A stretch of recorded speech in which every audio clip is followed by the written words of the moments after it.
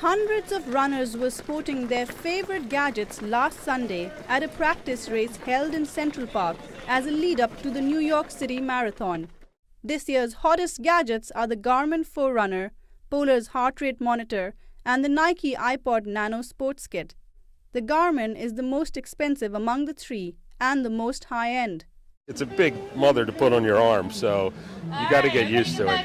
But, for anybody that's out there on the gadget curve, this is what you got to go with now. I don't run without it. I always run with it.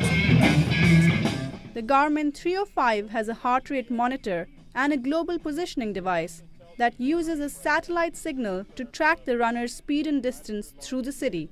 But Michael, who calls himself a gadget guy, admits that it's not perfect. You can lose the signal. It gets a little bit inaccurate at that point.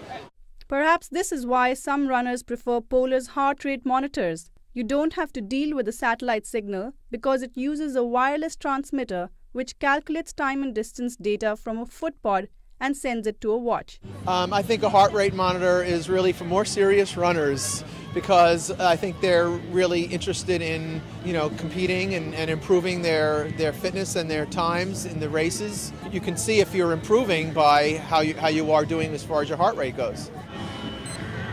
Mario has the latest version, the Polar RS200DS, and is going to use it to pace himself on the day of the marathon. I don't want to go out too fast and then die at the end of the race. Gadgets like the Garmin and Polar cost a few $100s. The Nike iPod Nano sports kit is just $30. Runners who are new to the world of marathons are already sold on this gadget. I just did the half marathon in August. So going from pretty much nothing to that is all because of the iPod Nano. So it's pretty much my favorite gadget. The Nike iPod Nano sports kit has a chip that goes in your shoe and sends speed and distance data wirelessly to your iPod Nano. Of course, the iPod Nano also plays music, which some runners say improves their performance. I'm going to wear the iPod during the race. Why?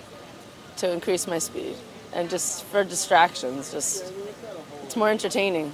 But not all runners like using music devices. I do draw the line that I will not wear any headphones or anything at a race. I'm kind of old school about it. I just use my running watch, and that's it. I just don't like to run with one. I'd rather hear what's going on around me. On the day of the New York Marathon, runners will be using these gadgets: Polar heart rate monitors, Garmin's global positioning systems. As for the Nike iPod Nano, New York Roadrunners discourages the use of music devices for safety reasons. But with 30,000 participants, this could be hard to enforce. Divya Gupta, Columbia Television News.